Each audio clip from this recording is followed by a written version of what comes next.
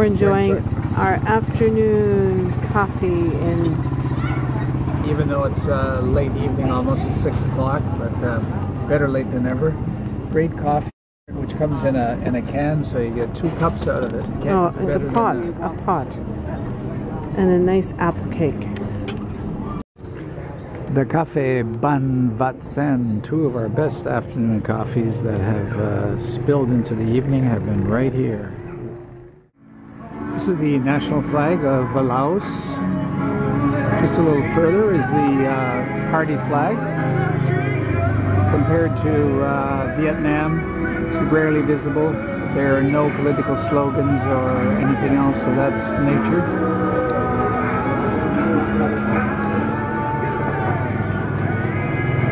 A lot of beautiful, beautiful shops.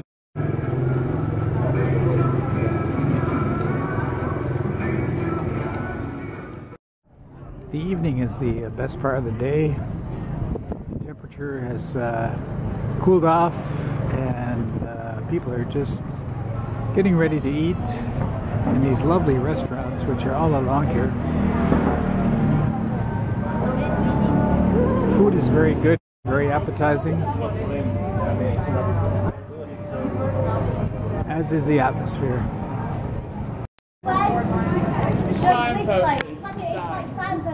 Literally down like a little walkway. But it's like you've got to go down, it's really cute. What are you doing? Hurry up! It's great to see the lights back on, as today we had a power outage here as of about 10 o'clock in the morning, and the lights came back on around 5 p.m.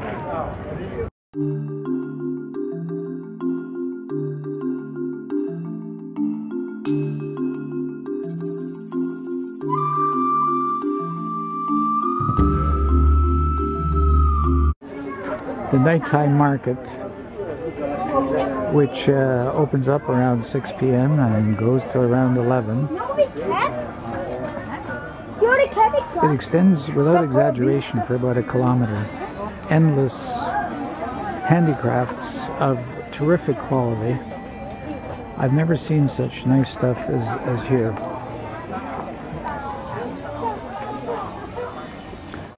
It's all about colors in the Nght Market, and they are beautiful.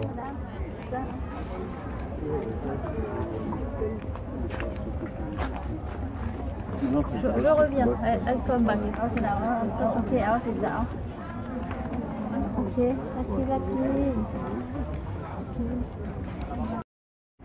From full parasols to elephant-themed slippers. The territory. These would be great for a cold Canadian winter. Vibrant embroidery colors abound in the Nght Market.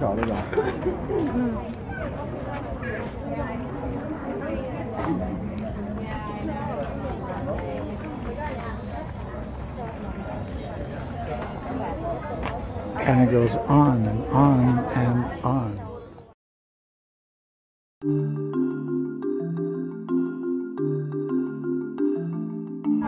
One of our best finds last night was this laneway, which offers endless buffets of terrific food, where you just sort of help yourself. Fish, beautiful fish, roast chicken breast, very tasty. We had that last night. And to go with it, all sorts of salads, rice, vegetables, and they're big on beans here. And you just help yourself. And how much did we pay last night, Barb, for that? $6 or so? And that included a big bottle of beer. Later. More of this delicious presentation. Wow, makes your mouth water. It's like a huge feast. Would you like something?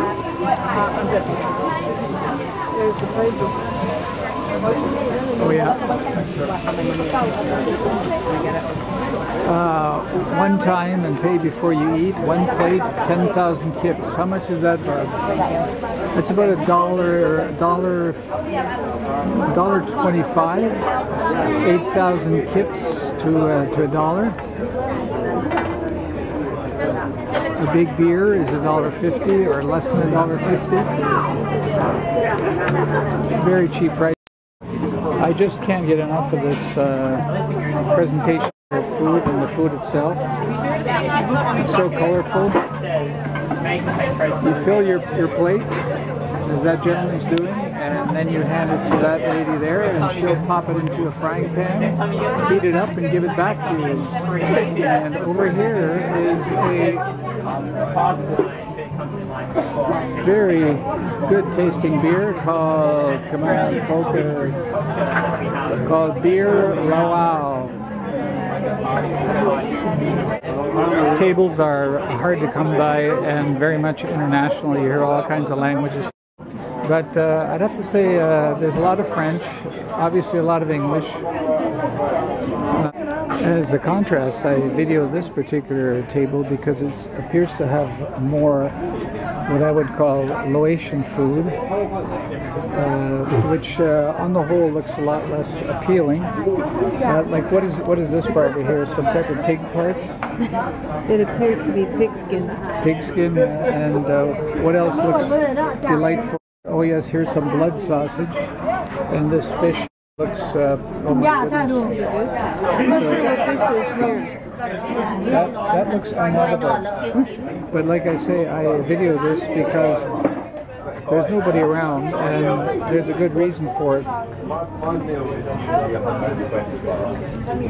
Being a former French colony, there is nice bread available. Fruits abound.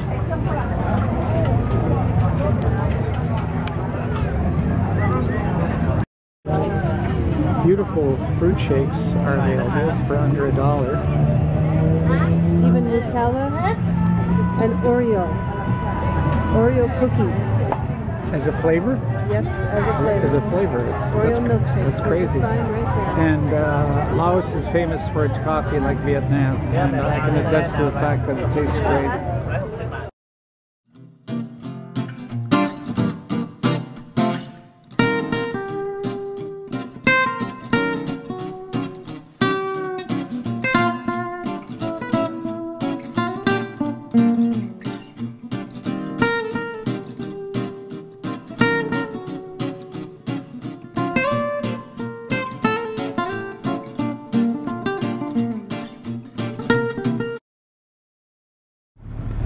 Just zipping along on our way to the airport.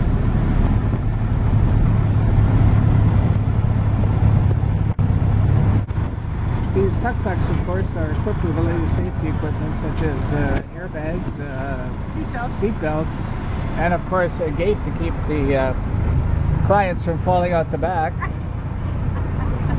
And there are, of course, strict rules against the taxi driver using a cell phone. You just put it down. Anyway, such is life in Laos for the tourists. There's an airplane leaving, which is so interesting. Just look at that airplane. Oh my goodness. Isn't it beautiful? Oops. It's gone.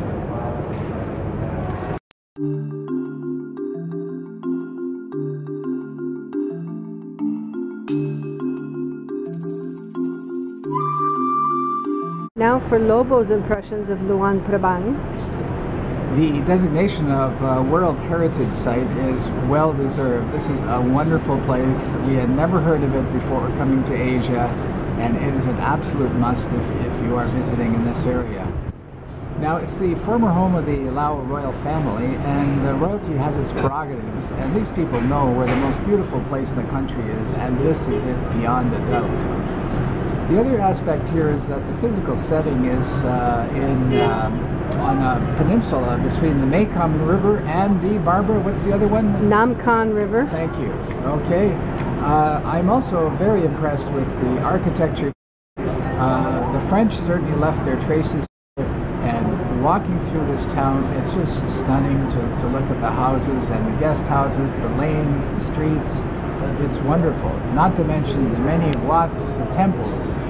I'm so impressed with the novice monks. The novice monks are aged 5 to 10, I believe. Barbie, no, 10 to 20. 10 to 19. Yes, right.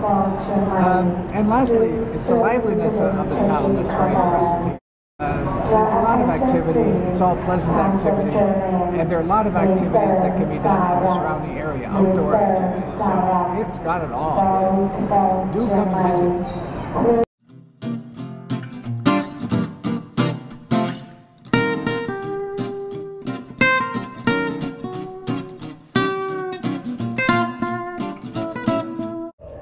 Here's a peek inside the temple.